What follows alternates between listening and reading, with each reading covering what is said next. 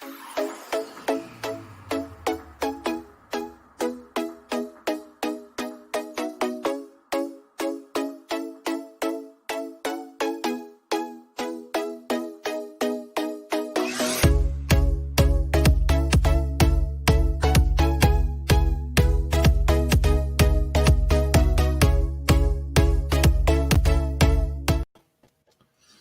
what's up, everybody? Welcome back to another conversation on the Bible. We're excited. We've already finished 2 books in the journey. And before we jump into what we're talking about this week, we just talk a little bit about what we're wearing. So, Gabe, what team you representing right now, man? Man, I am representing whatever team. Actually, I'll say this. For MLB, I really want to see the Dodgers take it. Finally. Yeah, man. I just feel bad. They've made it so far these past couple years, and they haven't gotten it.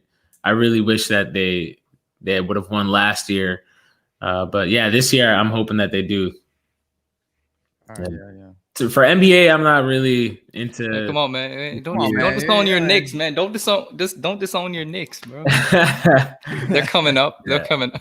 We'll see. A 20-year rebuild, man. They're kidding. It's coming around. But I hear, yeah, Dodgers. Steven, what you got, man? Yeah, I mean, obviously repping the Lakers. It's actually specifically the 2-4. So just the. Rest in peace, Kobe. Hopefully we get this chip for Kobe. And then the Dodgers. Hoping to try to get 2 for 1. That'd be nice. The Dodgers and Lakers championship. Yeah, for LA. But we'll see. We'll see what happens. That's crazy, man. I'm glad I don't have an Astros hat because I feel like I would have gotten bullied. Yeah. I'm glad you left that. I mean, even though we're playing the Braves, it's fine. Yeah, I hear you. Do you have a garbage can there? Huh? Do you have a garbage can? I don't actually. I threw it out. I mean, it was making too much noise over here. You know what I'm saying? Okay, because that would have sufficed if you had that. Yeah. No garbage cans. But I do have I went to one Braves game when I was in Tennessee as a school, so that's my only baseball hat I got. So shout out to my ex roommate Garrison, who's from Atlanta. I'm sure he's ecstatic. I know Gavin, faithful Atlanta fan. Faithful Atlanta. So. Faithful, man. Hawks, Falcons, and Braves. Yeah, it's tough, man. But shout out to Garrison and Gavin. Yeah, I mean, Falcons, that's tough, man. It's And gave the Cowboys their only win, Cowboys man. fan, I'm grateful. I'm thankful. We could have been 0-4. 0-4 right now. So, And then I got, obviously, this, I was going to say bootleg, but, yeah, my China Lakers. Yeah. Mamba. Hey, I'll put the link on the description. $20, $25. That's pretty good quality. How long did it take to come, bro?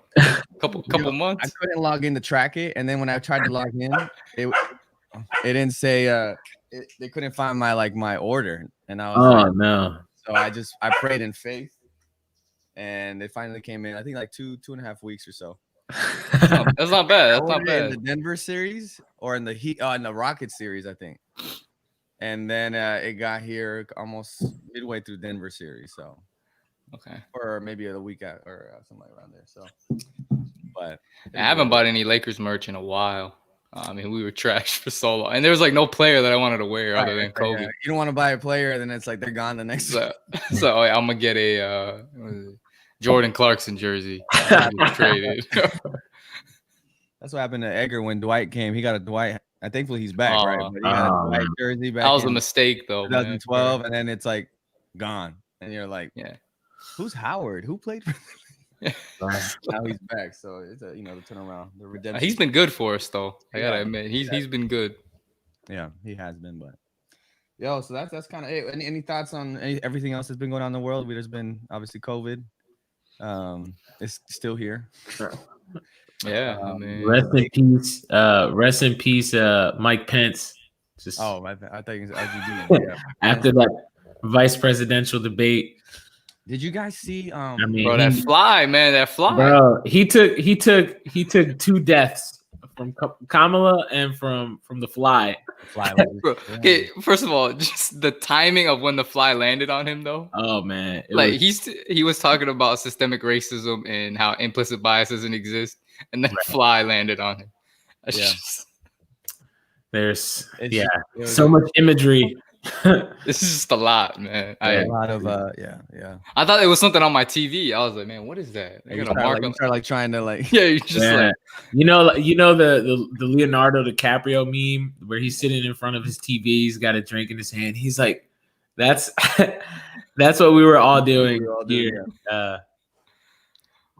Yeah, it was. I mean, Yeah. it's been interesting to see. I don't know if you guys saw the campaign when obviously they want to do it virtual, right? The presidential debate next one. oh yeah, that's not happening. And the email or the letter they sent out to the committee to be like, talking about why they don't want to do it virtually. Man, you read it and it's so unprofessional, from Trump's campaign and I'm just Right. like, man, Right. yeah. I think they had my nephew write it for them. Yeah, it's one of those where it really felt like it was a. Man, don't do your nephew like that, bro. Come on, man. Yeah. Shout out to Gabe's nephew. But yeah, we know it's crazy time, and you got obviously the forest fires that have been happening in Cali. Yeah. and Yeah, continue. that's crazy. And so a lot of things all over. So we're diving into the book of Psalms. We're excited. And jumping into Psalm 1 and just looking, I think it's going to be an interesting journey. Obviously, it's 150. So if you make the math, it's going to take us around 3 years. 3-year journey, A man. 3-year commitment for those out there. We just signed a 3-year deal. But This is it. the 3-year contract. You can't quit on us. 3-year It's like extension. a Miami Dolphin fan, man, or a player. Once you sign that contract, no matter how bad it gets, you stuck. But I'm sorry, Miami. I gotta show more love to Florida because we live here. But what's it called? No, Yeah, the Marlins lost last night too. Yikes. Yeah, It's tough to be. it's sorry, Florida. Sorry, but Argentina won last night, which was good. That 3 points. 3 points, and Mexico beat Netherlands. So I mean, it doesn't really matter because it's a friendly. But Oh, and then That's redemption, though. Come on, man. I know that's what I'm about to say. I was Yeah. like, man, this was no up enough. But and I'm then excited hockey. going into the songs because it really gonna help us, I think, journey through this and allow us to really. Yeah, We went through Romans, which is very theological, very brainy. James was very kind of more practical, and Psalms is now going to be kind of more of that emotional. I think really trying to hit where we are in our hearts and how it's okay to be like stressed and stuff. But any you guys eating anything, or we'll just skip it? Just drinking a cup of coffee. I got some tea. yeah. I already did all that. I'm I'm sorry. and I got an empty plate. So there you go.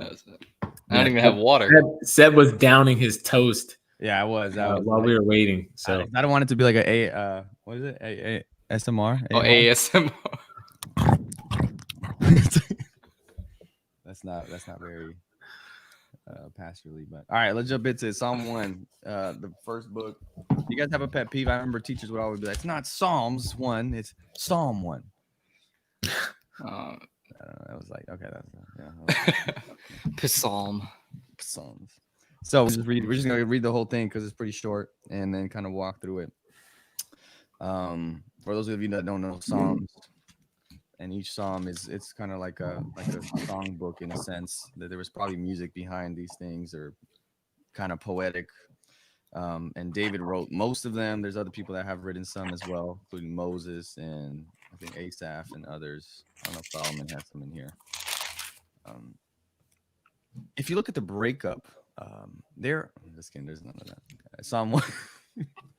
Psalm 1 says, "Blessed is the one who does not walk in step with the wicked, or stand in the way that sinners take, or sit in the company of mockers, but whose delight is in the law of the Lord, and who meditates on his law day and night. That person is like a tree planted by streams of water, which yields its fruit in season, and whose leaf does not wither. Whatever they do prospers. Not so the wicked.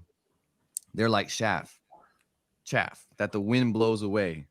Therefore, the wicked will not stand in the judgment, nor sinners in the assembly of the righteous. For the Lord watches over the way of the righteous, but the way of the wicked leads to destruction." A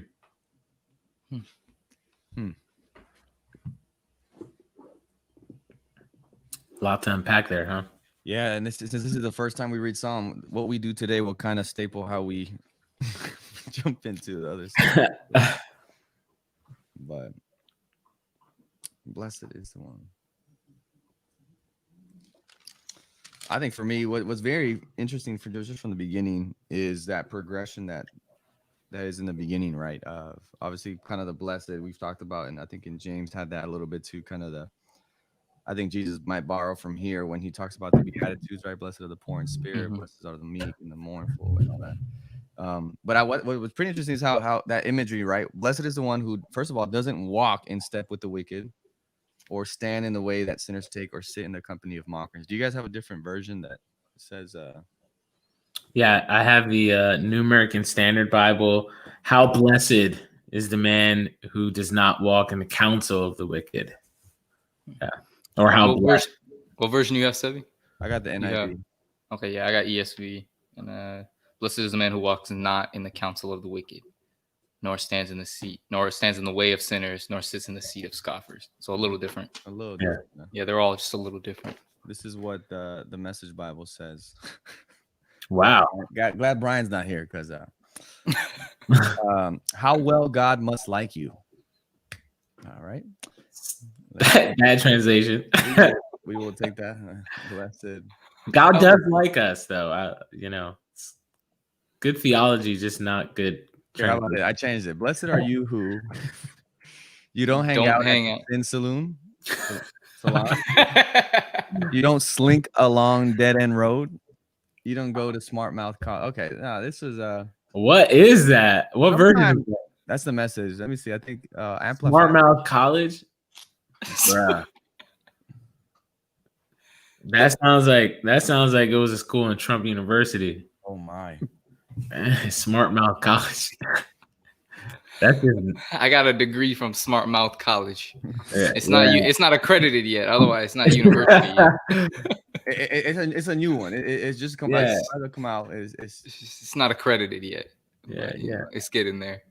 All right, here we go. This is the amplified version. So they're actually pretty good. I like because they added all the like different things that it could be, right? Blessed, happy, fortunate, prosperous, inviolable is the man who walks and lives not in the counsel of the ungodly, right? Following their advice, their plans and purposes, nor stands submissive and inactive in the path where sinners walk, nor sits down to relax and rest where the scornful and the mockers gather. So it's interesting. I remember reading some.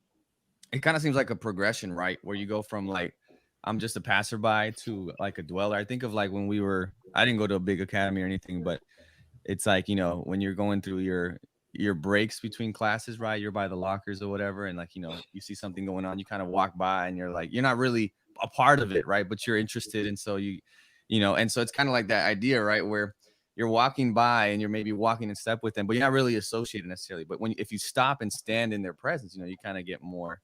And then the fact that you get to sitting means that you're just so comfortable in that situation, right?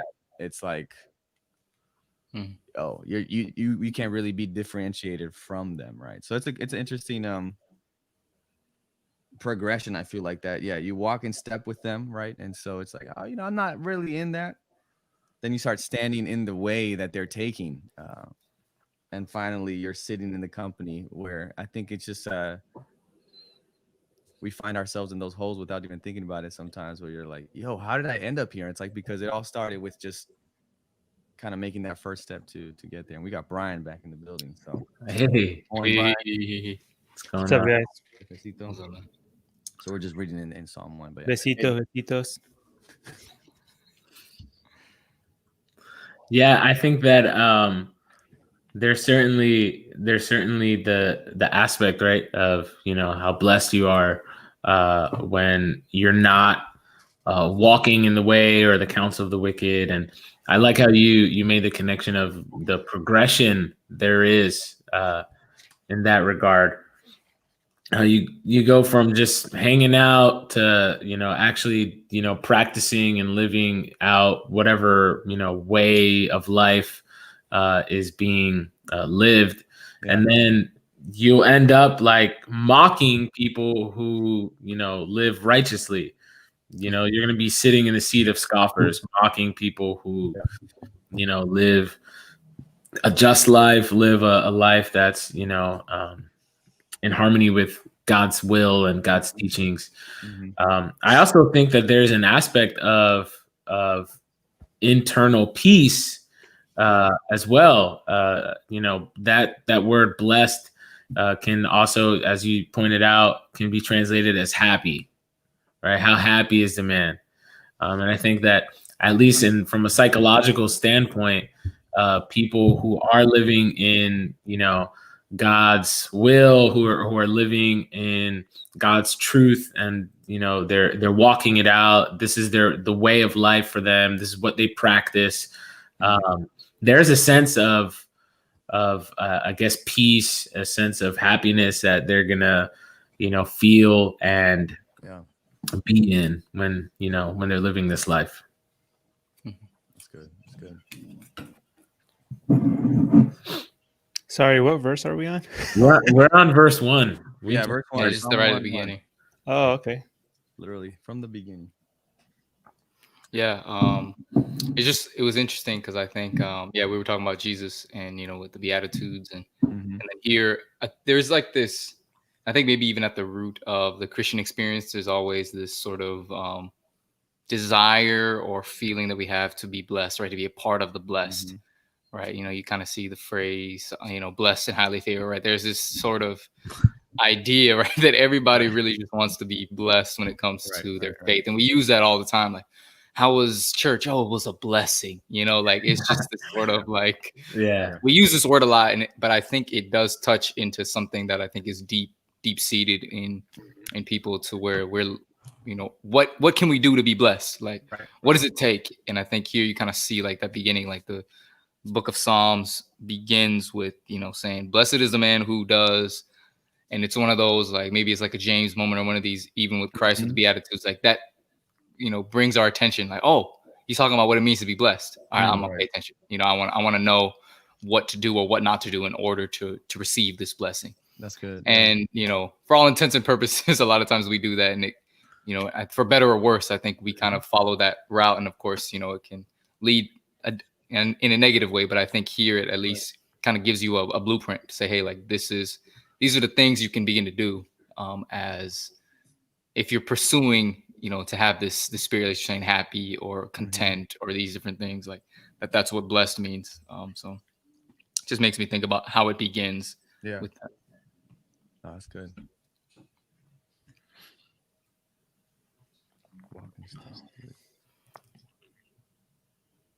Brian, so your version, did your version say at the end of verse, the first part of verse 1, does it say, mine says counsel of the wicked? How was yours? Mine says company of mockers. Okay. Yeah. What did the message say? Wait, the first part? Yeah, the first part. In step with the wicked. Okay, so they're all different, huh? Yeah. I like that version because it reminds me of like people marching, and so you have to be in step. So you're all doing the exact same thing. And so in a way, like what he's saying is, who's in step with the wicked? Like you are doing wicked things. You're engaged with wicked things. Yeah. Yeah. It's like you're imitating it, basically. Right. To perfection. Yeah. That's good. I like that. Pathfinders. I like that. Yeah. Pathfinder devotional. Yeah. Just for you, Brian, this is the message version of this. How well God must like you. You don't hang out at the saloon. You don't slink along dead end road. You don't go to Smart Mouth College. See, I don't even understand that. Like, what does that even mean, bro? Bro, that's like it's supposed to be simplified, right? Like it should. Yeah. I don't understand. I think they complicated it, bro. Yeah, definitely. Go to simple college. Yeah, but no, I like that. And it's interesting because saloon. This saloon, this. It's like, what's a saloon? What is I mean, I know what it is, but I know. I think of like a Western, like that's like cowboys that roll into a saloon. That's what I think of, Right, with the swinging doors. Like we have a place out here that's a saloon. Of course, you out do. here in the country you'd have something like the saloon. But Yeah. come in on your horse. What does slink mean, too? Slink, like a slinky. It's moving slowly, right. That moves like slowly and quietly with gliding steps. Oh. This generation doesn't know what that is, bro. Sleep. I don't know what that means. It's a message Bible for like a few generations ago, probably. For Gen X. For Gen X. I think they're probably the ones that translated this. I guarantee Gen Xers translated the Message Bible. Like it was. Yeah, that's funny. But I think it's interesting too. Moving on to verse 2, right? It's just like it's not this person that's walking in steps, standing in the way, sitting in the company, but it's the person. And it's interesting because he doesn't really say. It's not as like visual as what the wicked person does. It's just like, hey, you delight in the law of the Lord and you meditate on his law day and night, right? So it's more of like, right. One of them was kind of focusing on like behavior. Hey, estoy hablando. One of them focuses more on behavior, and the other one is more of like, I guess maybe behavior too, you know. But it feels a little different in the comparison.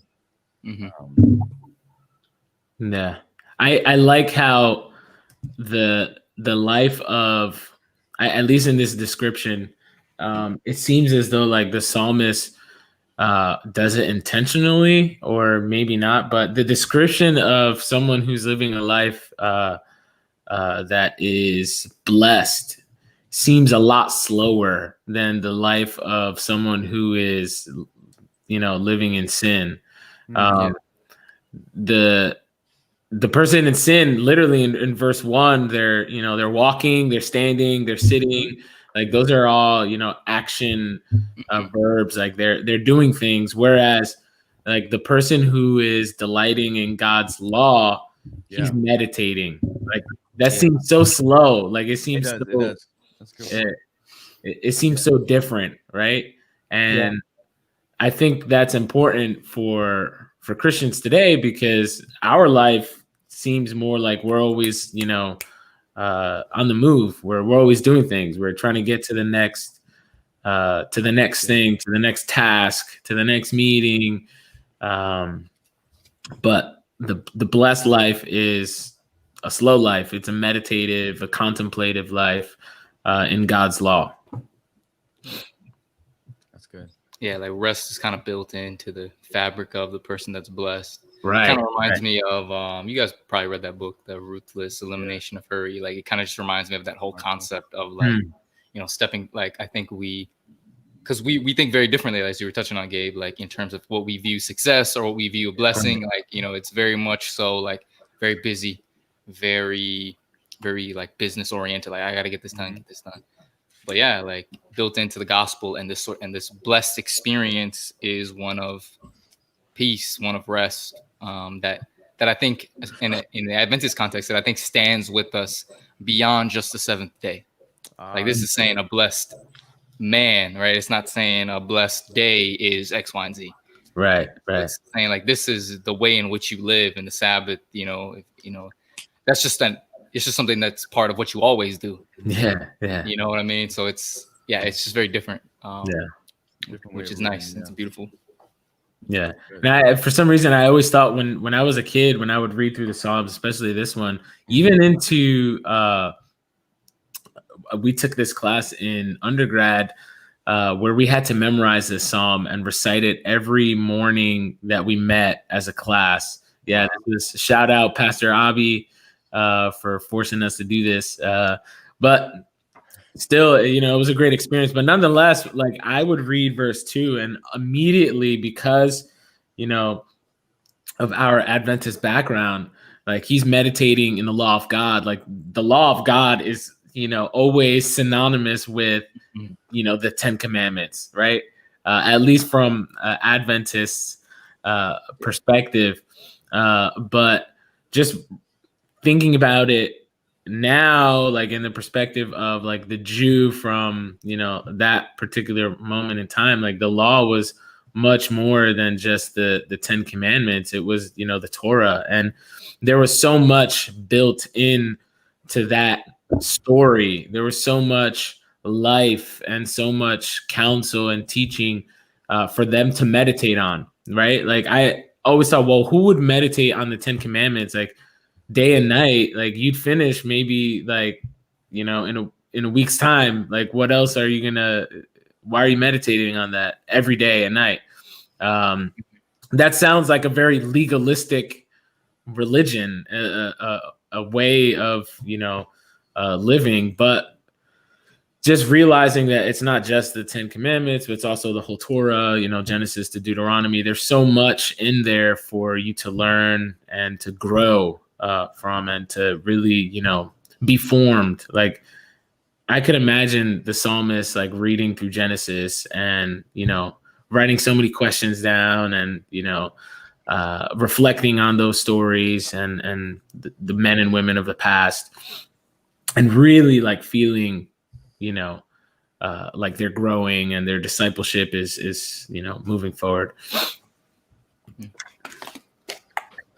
Yeah. About that, I totally agree with Gabriel in the sense that it's not talking about the 10 Commandments. It's talking about the first 5 books of the Bible, for sure. I don't know where I read this or if I heard this somewhere, but I think it's pretty good. I don't know if your versions have like this whole like, where's my camera? There we go. Mine says like book 1 at the top of the chapter. Yeah. I don't know if yours does that, but yeah, different versions do that, and you end up having like, I think there's 5 books, right? And so in a way, what I heard was that the psalmist here is kind of introducing the Psalms as, a new kind of Torah for the time that they're living through, which is the exile. And so they kind of composed all these like different poems and things from the past and those that were being written, and they kind of put it together, and they're like, all right, so here's the Torah for our time. Right.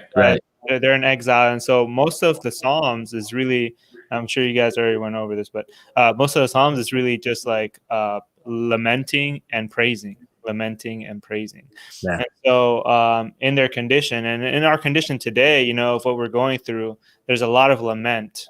And so the Psalms help us find, yes, your lament is true, it's valid, but at the same time, there are reasons to praise. And so in a way, I feel like, when he says meditate, meditating the law of the Lord, it's not just these first 5 books of instruction, but it's also the sense of like, hey, meditate in the lament of others, meditate in the prayer of others, in the worship and praise of others. Right. And you find fulfillment in that, but you need community to do that, Yeah, good stuff. Yeah. And what's cool here, we also have that promise, right? Verse 3, that whoever does this, right, doesn't act like the wicked, but delights and meditates on the law of the Lord, is like a tree planted by streams of water, which yields its fruit in season, and whose leaf does not wither. Whatever they do prospers. So it's like this promise, kind of like a covenantal promise of blessing and of prosperity, right? So you're planted by streams of water, so you're going to have all that you need in order to be able to bear fruit in its proper season, right? And so it speaks to, right, when we see kind of leaders that aren't bearing fruit, or the fruit they're bearing isn't the same that they're preaching or pretending they represent.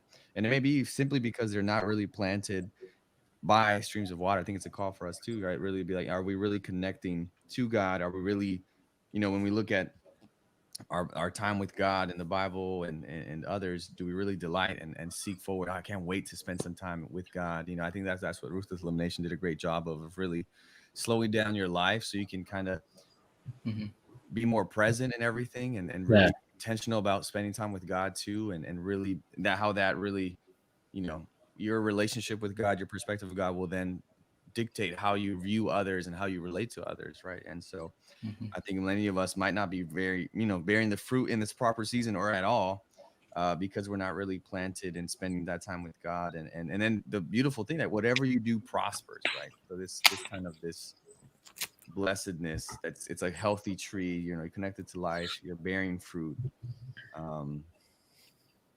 That's a life that you want to live, Right.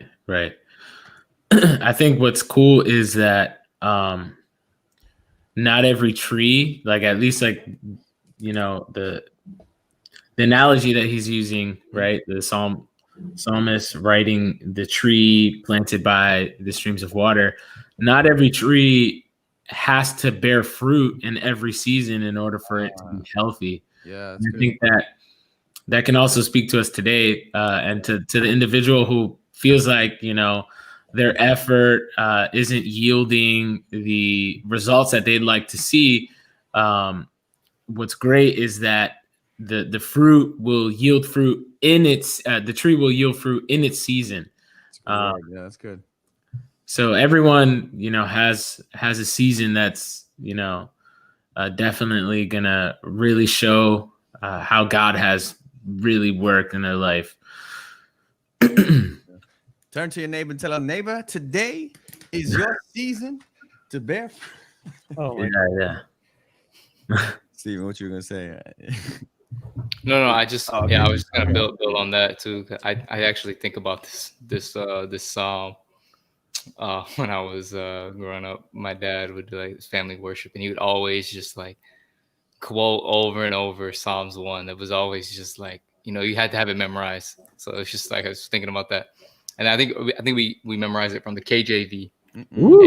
And it said, minorities, man, we be KJV only The only way. in a lot of cases. Yeah. And other than that, maybe the New King James. But I think it's a due season in due season. And so, when, kind of building on that same point, this idea of when the season comes, but the season may be different than another time, but it's when for your due season, when it's time, that'll be your moment. I think in this season we always tend to look at somebody else's flourishing and be like, well, when is it mine? When is it my turn? Is it going to come? And there's a promise that if we continue to walk before the Lord, that there is a due season that God has promised, that he's carved it out for us. So yeah, absolutely. Maybe I'm taking this verse like extremely literally, right? But I'm a tree. I actually, right?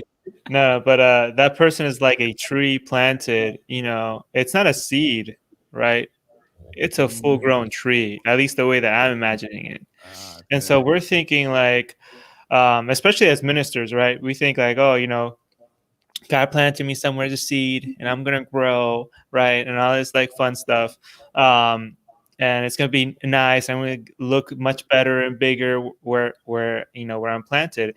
And at least all four of us in some way have gone through undergrad and graduate school and whatnot. And looking back, at least me looking back, I feel like those were seasons in which I grew in my little, matita, in my little your little tree. What? Your little tree? Yeah, I'm a little tree. Yeah. And then, well, God plants you somewhere, you know what I'm saying? And so I guess where I'm going at is that we kind of look at this and in a way, the author doesn't really talk about the whole like growing process of the tree. It just talks about once it's reached a growth where God can plant it somewhere, to be cultivated. He does so, and he does so in the best places. Now, I did gardenscaping. I did landscaping for a few years, and we've taken out full trees and planted them somewhere else.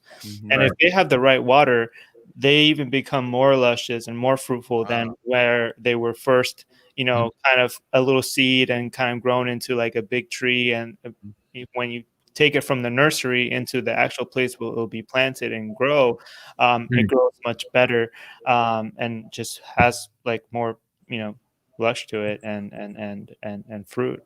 And so I think in a way, God kind of, ushers us through this growing process in the nursery of life. And then he's like, all right, you're ready to be planted somewhere to give fruit to people.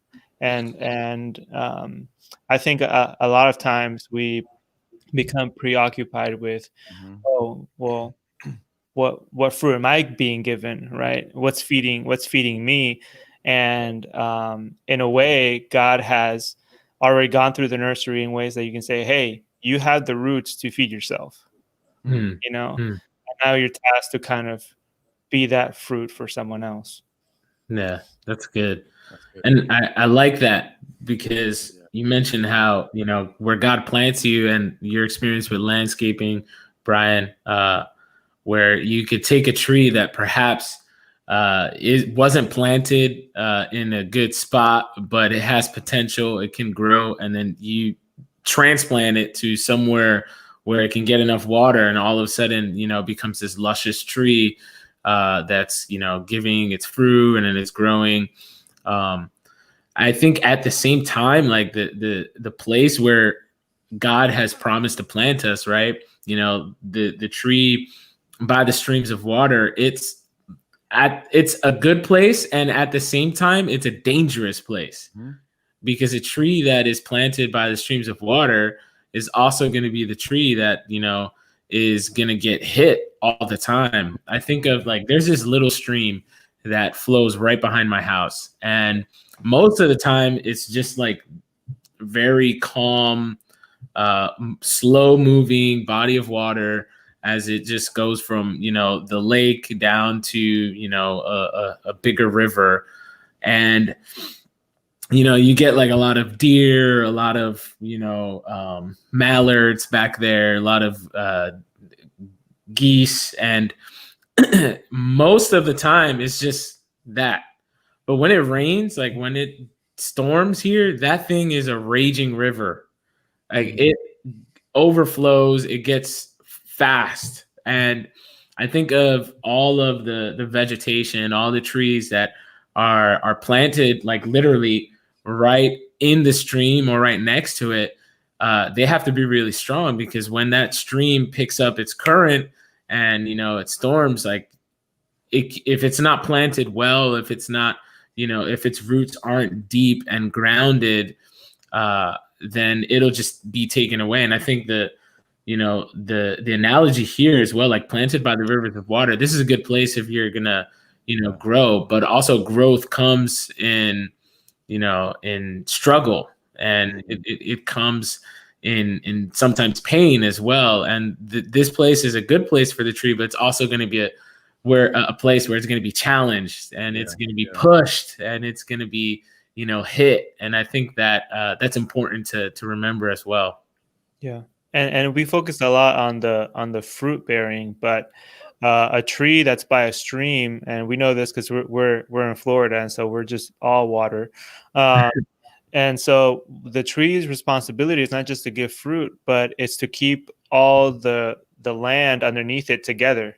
And so the roots is kind of what keeps it together from this stream that constantly comes for all the land not to be eroded away. Wow. Stream. And so those roots have to be strong enough to just kind of keep things together. Wow. That's a word. Yeah, providing shade, and that's good. All right, Brian. Agricultor. Yeah. He gave. That was a good word. That's a good word. I wasn't a landscaper. I've seen a couple of YouTube videos, but yeah. So I like that grow where you're planted, and it'll look different for different things and different seasons, different fruit. But kind of going off of what Gabe was saying too, right? With that, you get maybe an outpouring of rain, you get a high waters in those rivers, and you see what happens in verse 4 to the wicked that aren't rooted, as Brian was saying, right? When you're not rooted and grounded, it's not so the wicked. They're like chaff, the wind blows away. They're not rooted, they're not founded, they're not secure. It's kind of like Jesus is. I wonder how much Jesus got inspired in his Sermon on the Mount, right? It kind of seems like he has this, the wise man built his house on the rock, the foolish man on the sand, and the wind comes, and it just takes everything away. And it says, therefore, in the same way, the wicked will not stand in the judgment, nor sinners in the assembly of the righteous. And it's interesting that he's I feel like going back to that first part where the wicked now are standing in what they believe, they're walking, they're standing, they're sitting. But at the end of the day, when Jesus comes, they're not going to be able to even stand in the presence or in the judgment, nor in the assembly of the righteous, right? So it's even though now you may be saying man, it sucks that I can't be a part of the wicked. I can't walk. I can't even stand in their and it's don't worry, because there's going to come a day they won't be able to stand in where it's I don't know. It's kind of and I think David and some of the other psalm writers have this idea throughout, right? Where, Psalm 73 is a powerful psalm for me, where he's looking at the wicked and how they prosper. Something that David talks about a lot, right? They're prospering, they're doing good. And I'm here and being faithful, and nothing good is happening, God. What's going on, right? I'm a tree. I'm not bearing fruit in my season, or there's too much water. It's pushing me left and right. And it's kind of like this hope that, don't worry, soon you're going to be the only one left standing, and they're going to fall, right? And so it's just like, kind of like, just wait for it. Wait for it, kind of like this Hamilton wait for it, and just, it's powerful, right? Like, where those people that you may have wanted to stand in their presence with at the turn of things, they won't be able to stand in the judgment, even though they think they're grounded. They won't be able to stand even in the assembly of the righteous, those that have accepted Jesus as their righteousness. So it's kind of like this role reversal that from the beginning that David is setting forth, that, hey, things aren't the way they will be, and you just got to kind of hold on until that time. Right. Yeah. I like what my Bible says, the commentary, the Andrew's commentary, the Andrew Study Bible, right underneath on that verse where it talks about the chaff. It says that strangely the tree seems bound to one location, right? Like kind of stuck, but it's actually free. And wow, the chaff appears to be free, right? Because it's not bound to anything, it's not stuck, but it's prisoner to the wind. Yeah, so like it doesn't get to decide where it's gonna, be planted, or if it's gonna stay in one location. It's prisoner to the wind. So wherever the wind blows, that's where it goes. And I think that's important to to note when we're talking about the life of someone who is meditating and constantly in God's will, and positions himself into what God is calling that person to do. Whereas the wicked, it's just one day they're here, the next they're over there. I forget where it says it, but it's in the book of Proverbs, where they're flakers. In the book of Proverbs, I think Solomon says something like, the wicked don't even know what causes them to sin, right? Yeah. Like, they don't even know what it is that ensnares them. And I think that's a good, parallel verse to this. Like, we're constantly being pulled into different directions when we're not centered in God's will. That's good. Kind of like that consistency, right? Where you're like, I don't know, I'm sure in a practical sense, we've journeyed through our life, and we've seen, when we've been rooted in God, we kind of see how our life just like, this struggles, like you're saying, it's tight, but we're kind of going, and then you see someone that, kind of like, the best illustration I have is like maybe a bandwagon fan, right? That, they're probably, I don't know, I don't want to talk about any bad team, but because I was about to say, but the Timberwolves, let's say Minnesota, right? And so you're like, okay, so your Warriors won, now you're Heat, you're Lake, and you're just switching from side to side, right? It's kind of, you're not, I think James talked a little bit about that, right? Those that wasn't James 1 where those that don't have wisdom are like tossed like the winds of to and fro, waves, right? To and fro. Yeah. It's like, and you I don't want to say as a righteous person, but someone that's grounded in God, you're looking and you're just like, man, that's a tough life. Like, you think you have freedom, but you're just being swayed left and right. And here it sounds so tiring too.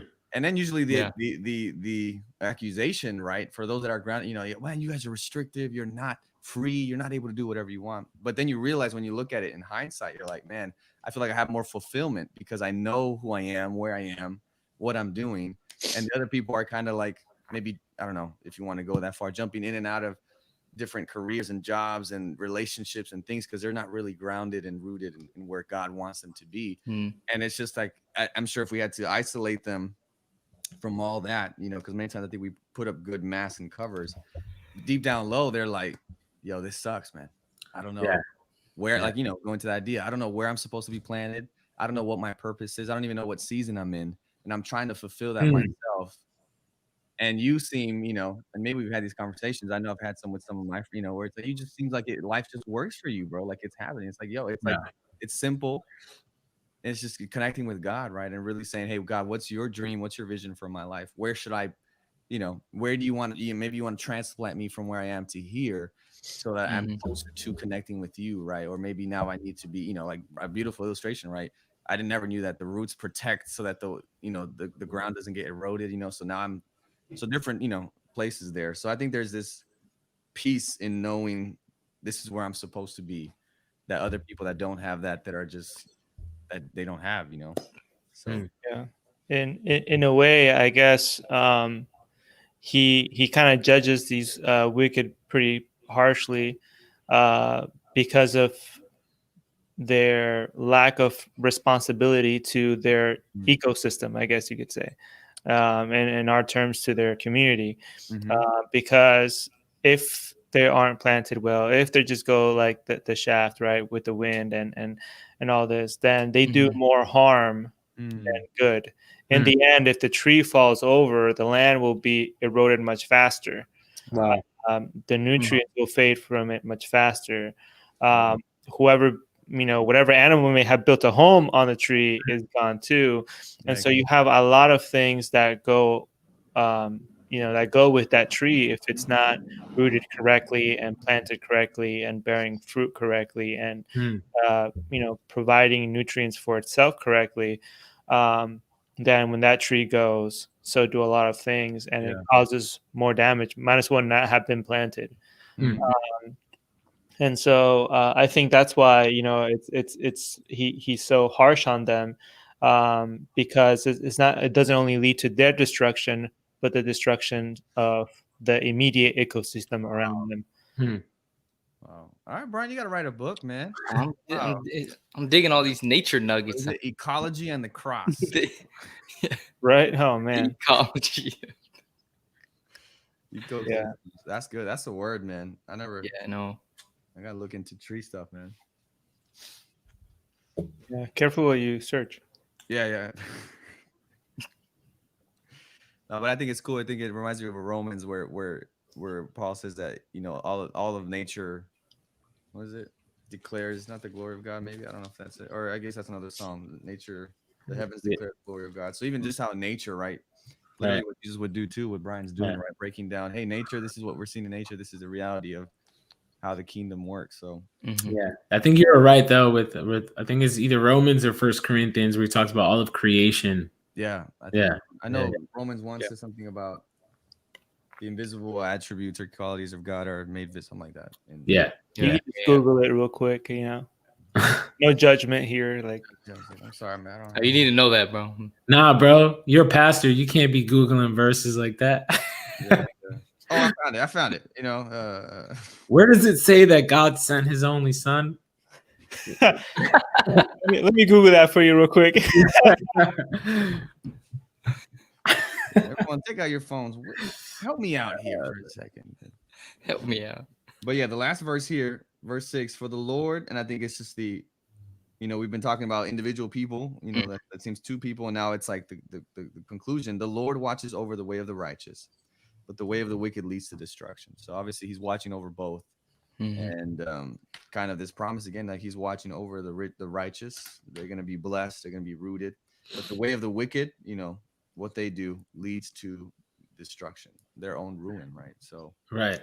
Kind of just like God responds to what we decide. And so it's like, hey, you want to follow me? I'll give you what I know is best, or you can do your own way, and that's going to lead to your own ruin at the end of it. Yeah, it feels like eventually I guess like we were saying at the beginning, like that sort of fast pace, that sort of, approach to life, you'll eventually run out. Like it's not sustainable without true rest, right? It's not a sustainable way of living.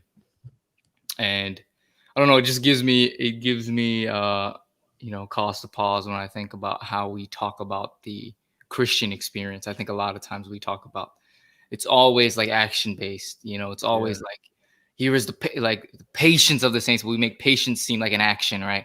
We're soldiers. Like it's always this sort of like action. Whereas, I feel like the gospel kind of calls us to rest in some moments, not do nothing. But I think it's this sort of like, I think that may create, at least it has for me in my Christian experience, like this sort of like, I need to be doing more. I need to be actively doing more, because that's what God is asking me to do, right? My time is short. So instead of using my time to then build on this foundation, right? To be rooted. Word. I'm using this time to, trying to find ways to do as much as I can, or to be all these different places at once. Mm-hmm. And all it really does is result in me just kind of being, subject to the wind, to be blown one way and blown the other way. And it's really, it's really, really, obviously really valuable now to kind of have something that's grounding you, in a year like this. And unfortunately, I think a lot of Christians are kind of being blown to and fro by, whatever the news cycle is. It's blowing you this way, it's blowing you this way, like everything is, the end time. It means I gotta do this in order to get ready for the end times. Really, like, it's just saying the blessed man is resting in God, is delighting in God, and is planted by the sea, and is patient like that. And so it just causes, just makes me think about, because living like that is not sustainable. We always talk about burnout and all these different things, and how God really desires just that closeness and that calmness with us. Yeah. It's like a focus, and that's something that it's a great. I'm glad you put it out, pointed it out, Stephen.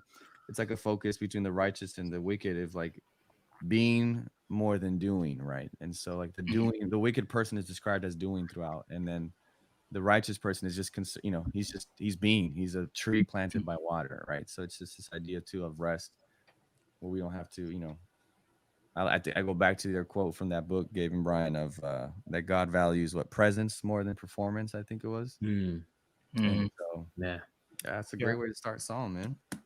Yeah. For I don't know, are we going to close? Yeah. We're just taking it. Big take. Oh, sweet. For me, I think it comes down to what's important in Psalm 1, or at least what I think the psalmist is trying to bring out, is verse 2, delighting in the law of the Lord. And just going back, I guess I think it was you, Seba, who was talking about how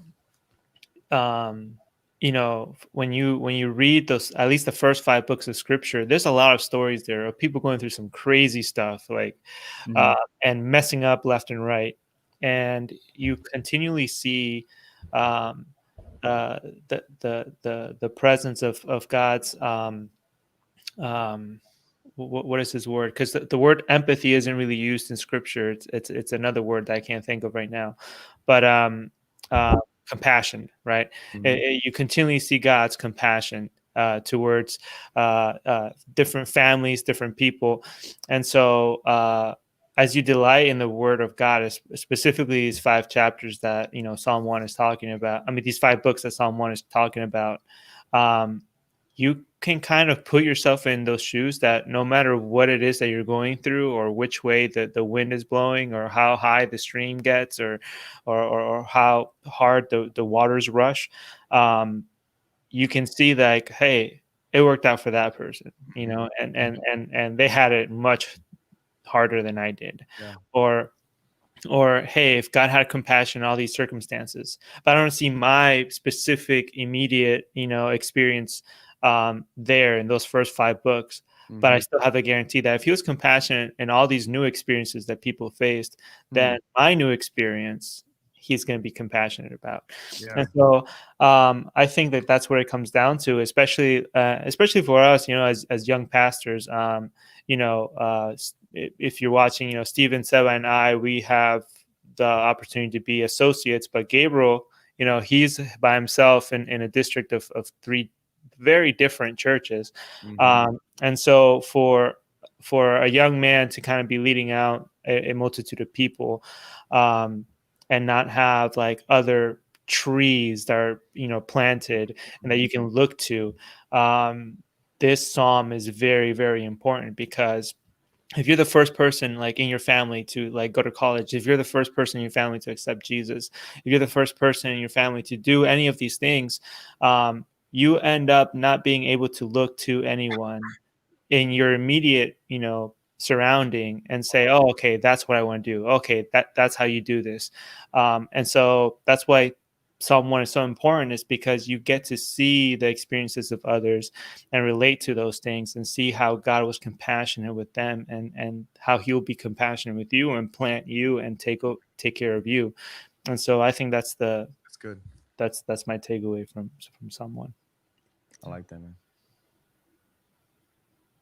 Because I think it just had me thinking, like you said, right? It seems like it's not a seed that's planted that's grown into a tree, but a tree that's like maybe transplanted, right? Yeah. It's full grown, and that speaks volumes, I think, to people that are trying to go into a journey with God, but are rooted in something else. And so how we downplay it sometimes, it's easy, just give it all up. You're a seed, you're starting, and it's like, yo, I've been rooted in this location and feeding off of this source different from God. Like it's gonna take a while for me. It's going to be hard for me for God to uproot. Like it's hard. It's a big decision rather than just like, oh, God's literally just dropping you in and you're fresh, right? It's like, no, it's a whole different. So thank you, Brian. That's a great. The tree gets beat up when it's uprooted, and you have to cut all the roots. And sometimes it may wither a bit before it actually catches on to its new location. That's it, bro. That's a mercy. As a pastor, I feel like that speaks volumes because you have a lot of people, I think, that you're pouring into, right? Whether young adults or people you're trying to minister to. And it's like seasons, right? Like you're saying there's seasons, but also in that whole transplanting process, there's withering before. Like that's powerful, man. Because you can get disappointed because you're like, yo, this is the guy that I'm helping. God has planted next to the stream. Like, yeah. It's like, well, let's be honest here, man. Even us as pastors, where we're planted, do we expect to be where we are right now? And sometimes we go through a withering phase where we get depressed and we're like, man, what the heck am I doing here? Yeah. And then you find purpose because you're tied to the word. You find purpose, like, okay, this isn't my ideal location. This isn't where I viewed myself, but I was planted here. And so now how can that growth take place? Bro, write a book, dude. We need your book. No, bro. I don't like reading. Why am I gonna make other people read? Like, just do I had to force myself to read, man. Oh man, I listened to your audiobook. Hi guys, I'm Brian. As he sips like the mate, like. So this is why you're a tree. It's built-in ASMR. Yeah. My big takeaway is probably the same thing. The delighting in that's good. God's word, meditating in it day and night.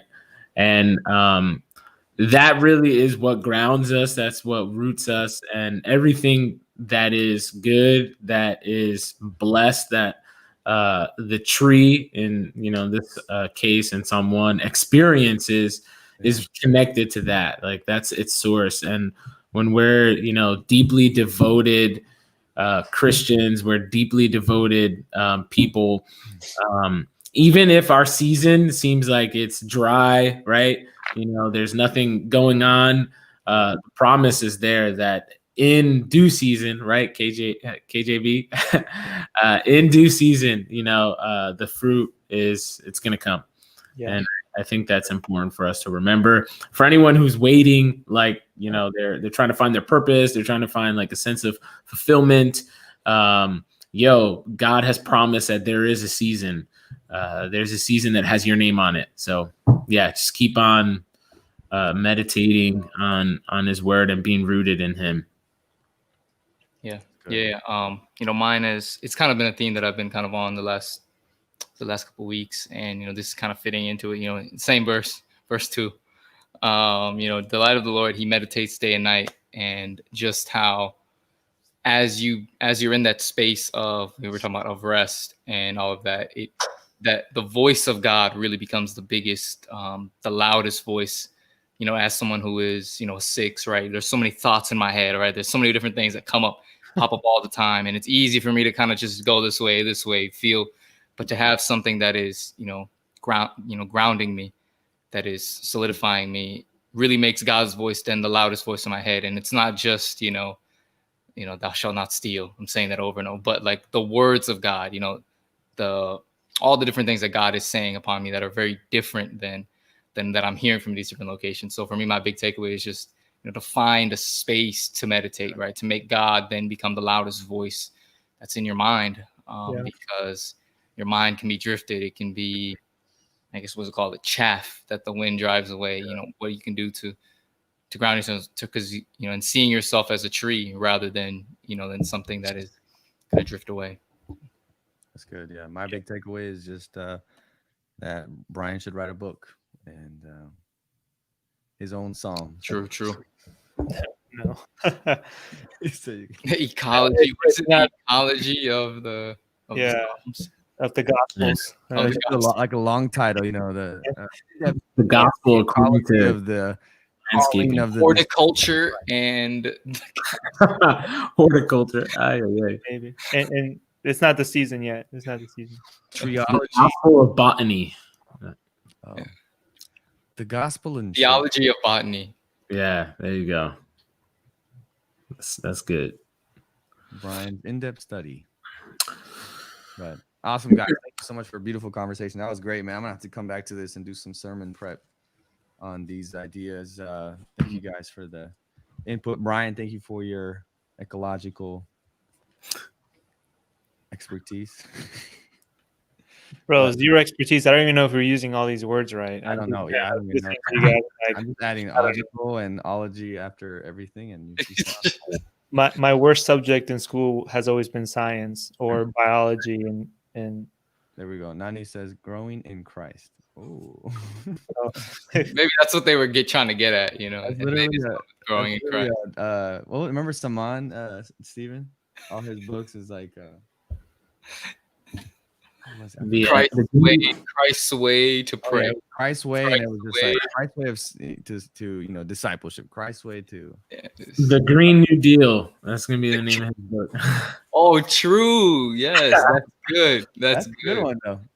Yeah. The Green New Deal. Gospel and the tree.